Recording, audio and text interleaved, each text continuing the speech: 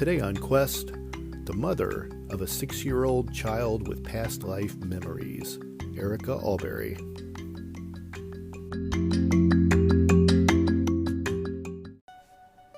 Life is a quest for logic and reason. It is a quest to find balance between science and faith. Life is a quest for knowledge and understanding. But most importantly, it's a quest for personal discovery. Whatever your quest, knowing yourself is the beginning of all wisdom. Welcome to Quest.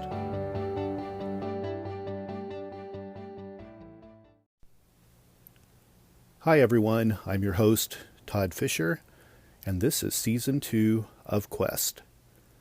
For those of you that might be new listeners, let me tell you a little about me. I'm the founder of Metacortex and the author of the best-selling book, Metacortex: The Grand Design. I'm a philosopher, a theorist, and a metaphysicist. I'm a perpetual pupil of theology and an expert in comparative religious study. I've also extensively researched the mind-body connection, anatomy, and physiology. I'm a researcher and a storyteller. And in order to tell this story, the research is necessary, and part of the research is the search. And that brings us to why I created the Quest podcast. A quest is a search for something, and this podcast will show you how we know what we know through interviews with people that have incredible stories of dedication and perseverance. To me, curiosity is part of what makes us human, and there's still so much we don't know. There's joy in discovery. It's what drives us. It's our quest.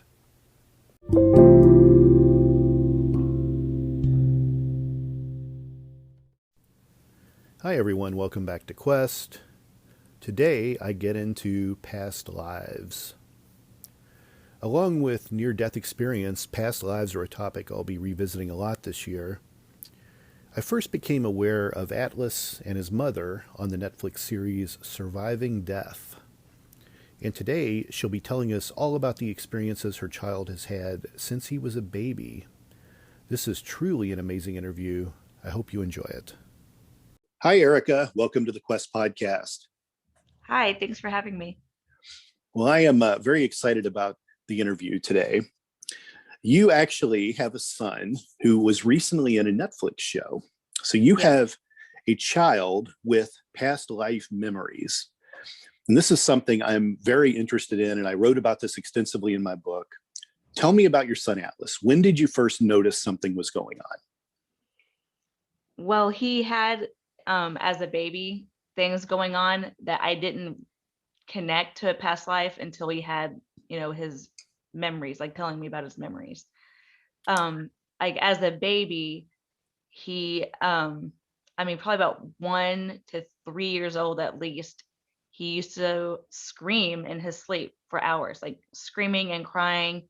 And as he talked more, he would be saying, ouch, ouch, it hurts, my legs hurt. And like his eyes would be partially open, and we'd try to talk to him, and he'd be like in a state where like his eyes were kind of open, but he would just be screaming. And so that now, like putting it together, could have been him remembering, Right. his past life. How long did this go on?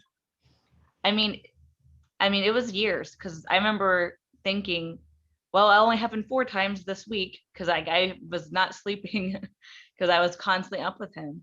And so it happened like 3 to 4 times a week for 1 to 3 to 4 years old. Like it started tapering off as he got older to like. And these were basically like nightmares he was having. Is that right? Yeah, like almost like, I don't know, night terrors. Like I was Googling it, like, because his eyes would be partially open and he was like, ow, ow, it hurts. And I would have to say, Atlas, you're at home. It's mom. Calm down. You're okay. And he'd be like, okay. And like speaking to me, but I don't know. It was very weird. Now, when the night terrors were going on, did you consult a doctor about that?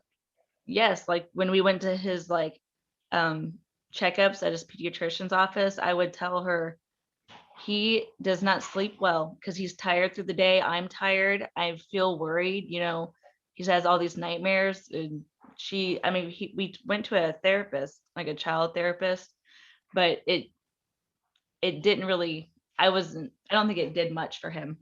They were just like, what color means mad to you? And talking about like a lot of, I don't know, feelings and stuff like that. But I don't think it didn't really address like the nightmares. So Sure. they felt he was just stressed out. Right. So the night terrors could have been looked at as, any number of things at that point, but really the activity started to happen at about 5 years old. Is that right? Yes, it was right before his 5th birthday is when he just started talking about it out of the blue. Now let's go into that. What was the first thing that was said? What got your attention that he talked about? Well, the whole thing was, we were just driving across town back home after dinner, and we were in the car, and he was staring out the window, and he was just like kind of staring out there, and he just said, well, I miss going to the park with my mom. I kind of just said it like that. And I was like, oh, me, like, you talking about me going to the park? I think it was raining that day, so I thought that's what he was talking about. And he was like, well, no, my other mom, she has really pretty hair. And I was joking with him, like offended, like, oh, I don't have pretty hair. And I'm like, what are you talking about? And he was like, well, it's my other family. And so I kind of just like kept asking him, like, what other family, just to see what he would say, I guess, because I didn't know if he was just like being silly, just making things up. Sure. And he's like, well, when I had brown skin and I had my mom with brown skin, she took me to the park. I'm like, who? Like, if you were someone else, who were you? And he said, oh, I think it was Robinson, maybe Jalen Robinson. I remember that. And I remember my mom and my dad with the last name Robinson. And he said, and my mom's last name is Washington. And I just remember like I'm just driving, like, what are you talking about? Like, I'm just like, how would you even know that name? And I was trying to think if there was kids in his preschool class with that name, and he went on to say, well, I think somebody killed me, and I was a baby, and someone killed me.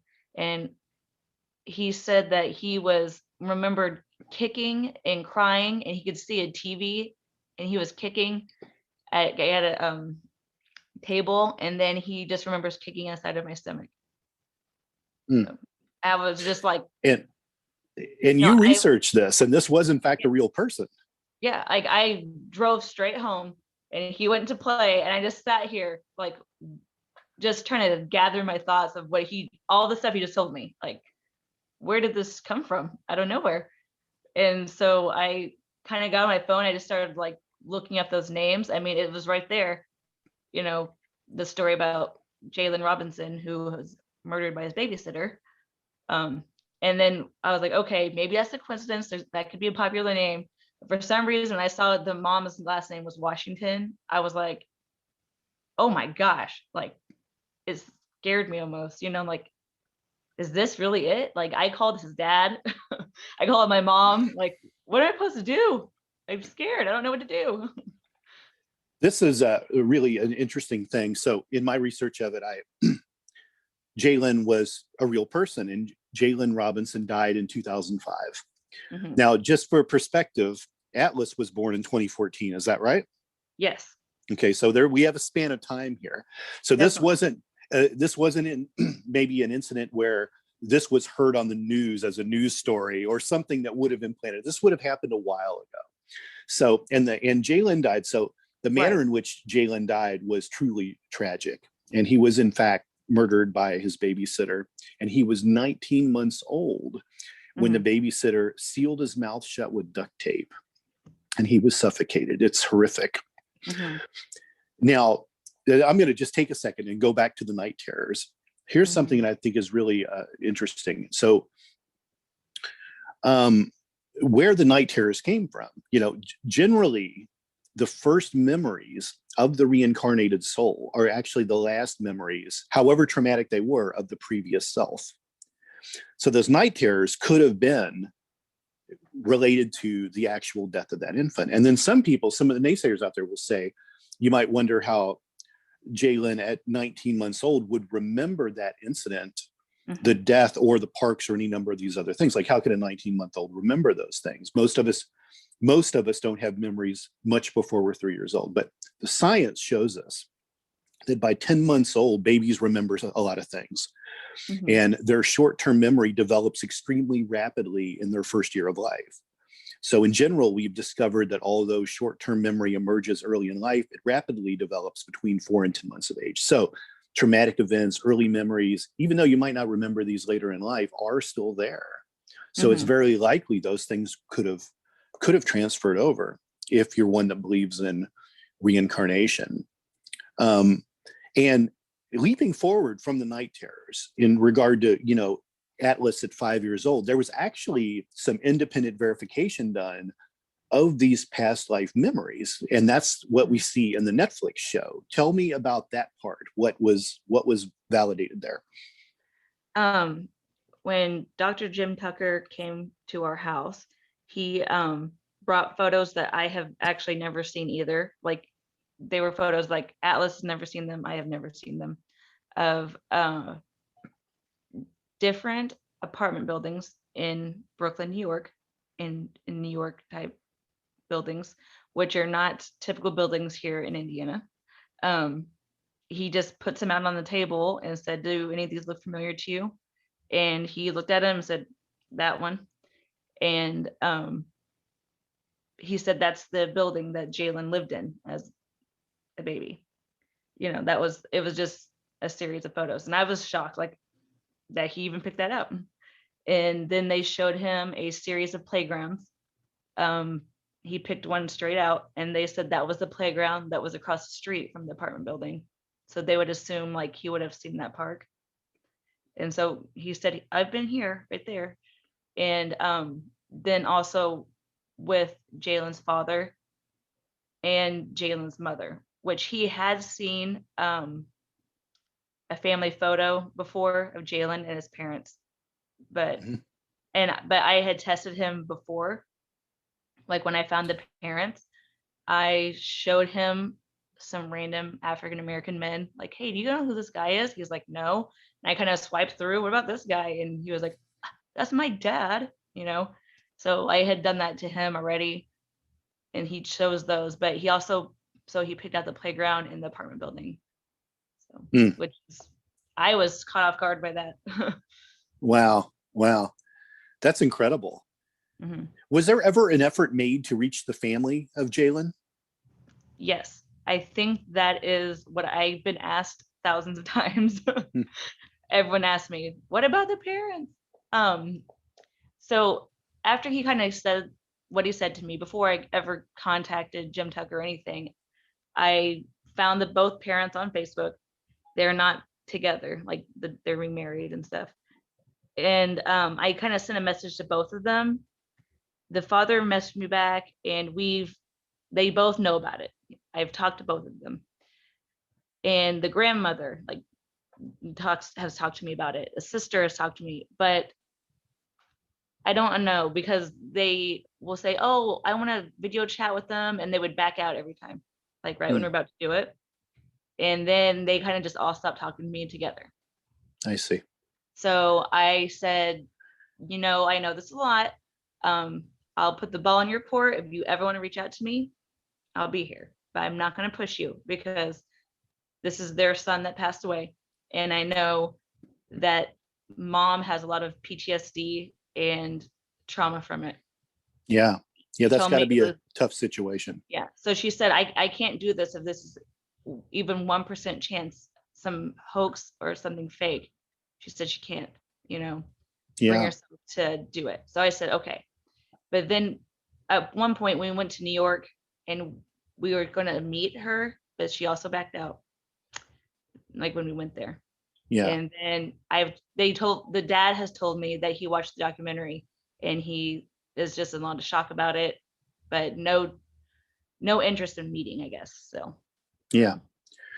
Are you or your family spiritual or religious? I grew up in a very religious household. Hmm. So, like I went to church twice a week my whole life till I was about 20 something. Yeah, yeah.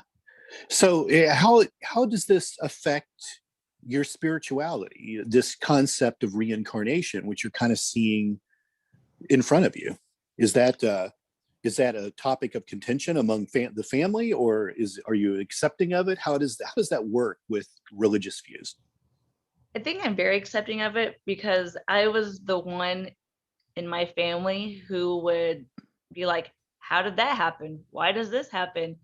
What's Buddhism seems interesting, and these people seem, I would talk about, I was interested in other religions and beliefs, and I was told, why are you talking about that? Don't talk about that. I think people in religions don't want you to think about other things. So I've Sure. always had quite an open mind about things. Like I'm like, nobody knows the answers. There's a whole world of people, lots of religions. So Yeah. I was not like freaked out. I did not change my religion or mindset. I was just like, wow, this shows proof that something's going on, like Yeah. that's proof right there. Is Yeah. Yeah. For to sure. say my close family is like, wow, okay, that's pretty cool. But like more like distant family, they've not really talked to me much about it. And they're Yeah. not saying anything negative, but they're not saying anything at all because they don't believe in reincarnation in any way. So Yeah. Are you an absolute believer in reincarnation at this point? at this point, yes. Yeah. I have heard about it in the past, but I don't know. So, but now that it happened to me, my son said these things. I'm not making anything up. I don't even know how I would make that up. And so now I feel like it's one of those things that seeing is believing, or it happened to me, so I have to. It's like the facts are in front of my face. That there's something. I've thought maybe people who didn't get a chance to live get a second life. I don't know how it all works, but Yeah. it seems like a lot Yeah. of reincarnation stories happen about murder or accidents, things like that. It's interesting because there are actually a lot of beliefs in reincarnation through religions. It's not just things like Buddhist philosophy where you come back cyclically until you have lived the perfect life and then you move Yeah. on. There's actually a lot of Christian scholars that believe that the idea of reincarnation is part of Christianity. Mm-hmm. It's just over time gotten diffused in how it's taught in the church, and Mm-hmm. that the judgment period is sort of the same type of thing. It's either self-imposed judgment or a judgment on you to, for the need to come back and relive your life. And that the concept of heaven and hell is heaven, you get to be near God and you get to not have to live another life. And hell is your absence from God and having to relive on earth again. Mm-hmm. So there's actually a lot of people that believe that the idea of reincarnation is throughout a lot of different spiritualities and religions and philosophies. And what I write about in my book is a kind of a combination of all of these things. That's what my book is about. And it's interesting because the Jewish believe in the theory of the Guf. And the Guf was a treasury of souls, and there were a finite, an exact number of souls that were made. And what would happen is these souls would come down and inhabit a body, and you'd live out a life, and then you'd go back up into the Guf, and then you'd come back down again. And this would keep happening cyclically. And their apocalypse version of those Old Testament stories, the actual final sign of the end was the first child born without a soul, which would mean the Guf was empty. Mm-hmm. And the interesting thing about how past lives are right now is there have been recorded past life memories as far back as the Old West. So in modern history, we know of people in the Old West that had these experiences. Not much earlier than that, because people just didn't pay attention to stuff like that. Mm-hmm. But let me give you kind of a timeline to see, because I think actually Atlas falls perfectly into this scale. So in the 1970s, people that had past life experiences generally had past life experiences of being in feudal Japan or somewhere in Europe. You're living in the 1400s. Like, it was a significant amount of time Mhm. But what happened was we were going from, we were just at 1 billion people. Now we're at 7.5 billion people. So if you believe in the idea of the Gulf, then the Gulf is emptying rapidly. And it's like an hourglass filled with sand that you just can't turn over quick enough, right? So the sand just keeps wanting to come out quicker and quicker and quicker. That's what the Gulf is. And what's interesting is within the last 10 years, we're seeing a lot of kids, just like Atlas, that are having memories of people that are more recently deceased. So for instance, in Cincinnati, there's a boy who has the memories of a fireman from Chicago that died in the fire, that died in the late 90s. Mhm. So it's getting closer and closer and closer in time.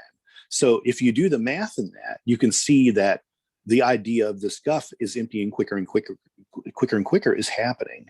Now, no one really knows how many of these souls were created. But let's say it's 10 billion, just for throwing a number out there. We could be moving toward the end of that, which fulfills one religion's apocalypse and another's, eventual your Christianity, your entrance into heaven, and those people that are going to go there, and it fulfills Buddhist. So it fulfills a lot of different religions and spiritualities and philosophies, and I find it all very fascinating. So for Atlas to have these memories from 2004 it fits with the same things that are happening to other kids across the country. And it's really interesting. So, what I've devised in my book are theories. That's all it is theories. There's really no way to put any fact to this, but they're interesting theories because they're pieces of different religions coming together to make the story work. And that's what religion is. One religion omits this and one adds that, and they all kind of are sort of all on the same team, but they definitely have distinctive differences. So let's move up to now. So Atlas is 6, almost 7 years old now. Mhm. Are the memories, are they getting stronger or are they subsiding? Does his story ever change? Do any new memories come up? Where is Atlas at now? So it is supposedly common as they get older that they forget. Yeah. I've read that. I've heard that a lot. He seems to talk about it the same that he has talked about it, like nothing new. And I don't know if he's just remembering what he said. I'm trying to I tried to ask him about it. When the documentary came on, he sat and watched it with me. And so I was trying to ask him some more questions about it, kind of like to see if he remembered, because we hadn't talked about it for a while. Like it's been a long, months and months and months has gone by. We have not discussed Jalen. So sometimes I just pulled up a picture of like Jalen's mom, and he's like, "Oh, mommy," my other mom. And so he still sees Jalen's picture and his parents and will say that's his old family. But I don't know if it's just because he remembers that picture is his old family, or does he remember them? I don't know exactly what he's remembering, like the story or the past life. Right. So he's not said new things though. Sure. It must be difficult to discuss or get deeper into these past life memories with Atlas, isn't it? I mean, wouldn't you rather have him probably become his current self rather than let him kind of relive those past life memories or have them influence him? How does that work? How does a mother, how do you address that? Well, I feel like he got some type of closure. Yeah. And it made him feel better, because at the very beginning he said, somebody killed me and I think it was my own mom. And he said his own mother had murdered him. And it was actually the mom's best friend, babysitter. Yeah. And when I told him that, he was actually very happy about it, because he said, I thought it was my mom. And so I don't know if somehow Jalen, as a baby, maybe thought that was like a mother-like figure or someone he knew, because he thought it was his mother who had killed him. And I never told that to his actual mom because I don't want to hurt her anymore. Right. So I feel like he seemed relieved after he told me about it and found that part out. And now he talks about it like a happy thing. Like he doesn't seem to dwell about it. He doesn't have night terrors anymore. He just will say, "Oh yeah, my old," Yeah. about it like that. So as long as he's happy and able to be a happy child, that's all I care about, I guess. What do you say to people that say you're making this up? Um, it's I'm like, how? You know, actually, I had a close friend of mine right when you started talking about it. They're like, "Oh, well, I bet that's just something you heard at school." I'm like, what? Like, how is that something you heard at school? And Yeah. they just like, I don't think people want to believe in things that make them have to think too much or question their own beliefs. They rather just say, "Nope, it's not true," than question their own beliefs, Yeah. because then they are wrong. And so they don't want to believe that they're wrong. So Right. I just, if someone says no, I'm just like, okay, I'm not going to argue about it, I guess. I kind of just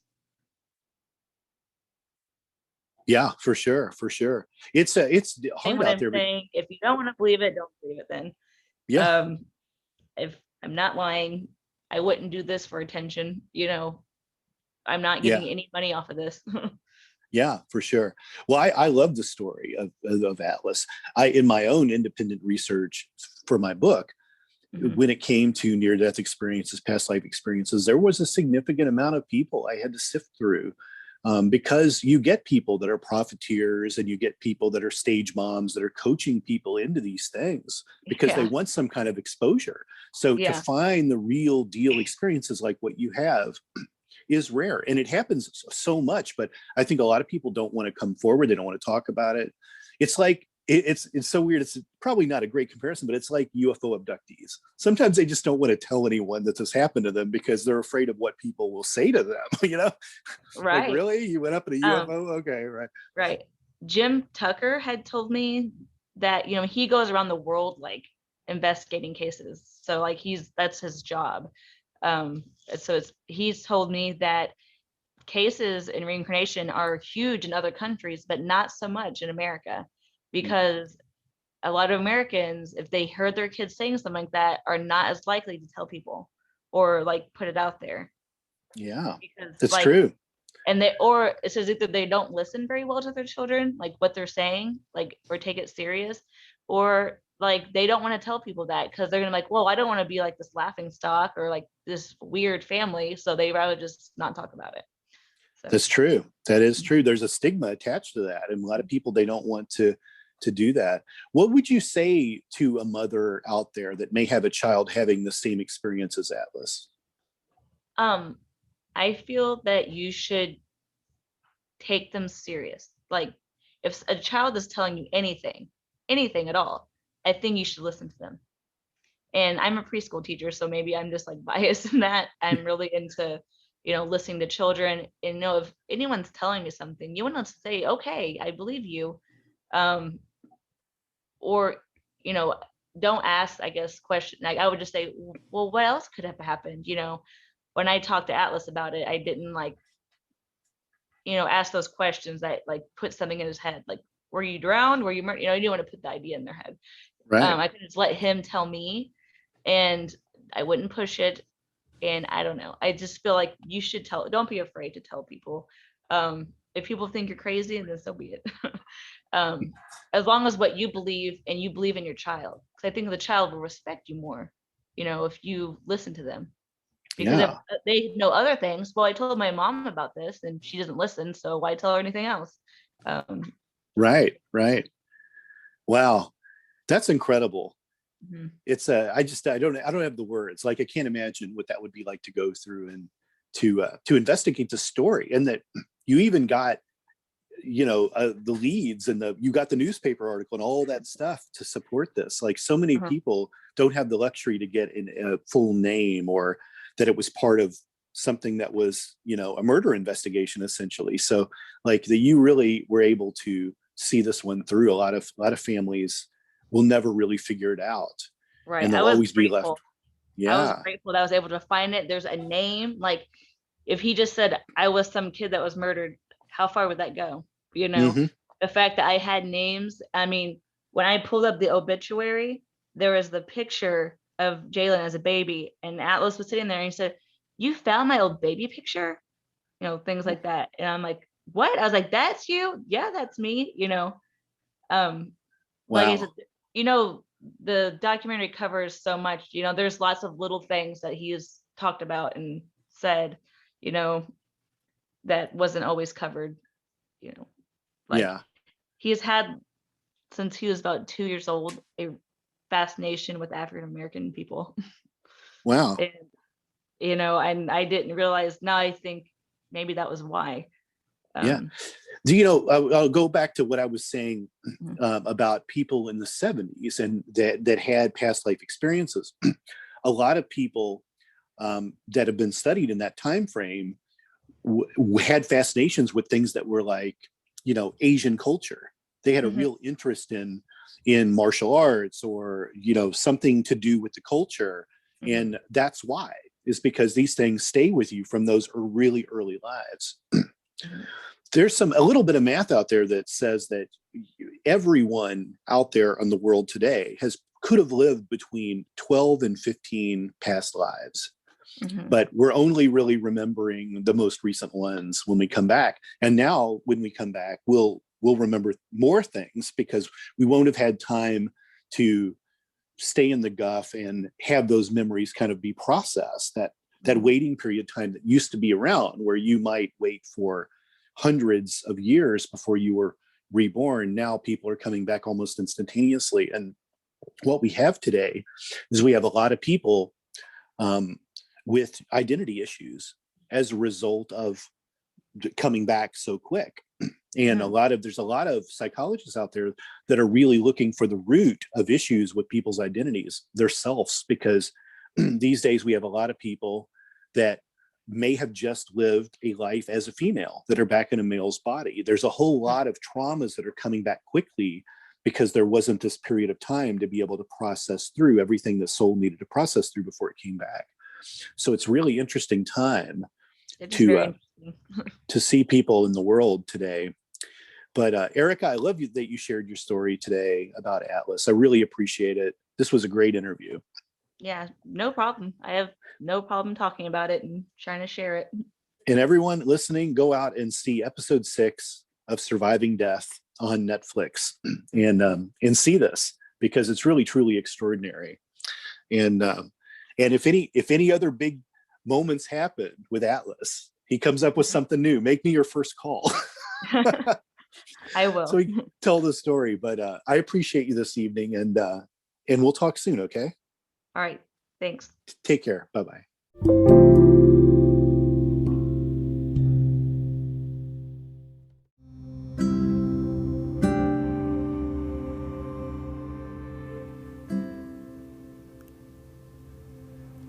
There you have it, my interview with Erica Auberry. I hope you enjoyed it. What an amazing story. Have you or anyone you know had past life thoughts or experiences? I'd love to hear about it. Email me at questwithtod@gmail.com or leave me a voicemail at anchor.fm/metatomics. I'd love to hear about it. I'll see you next week on Quest.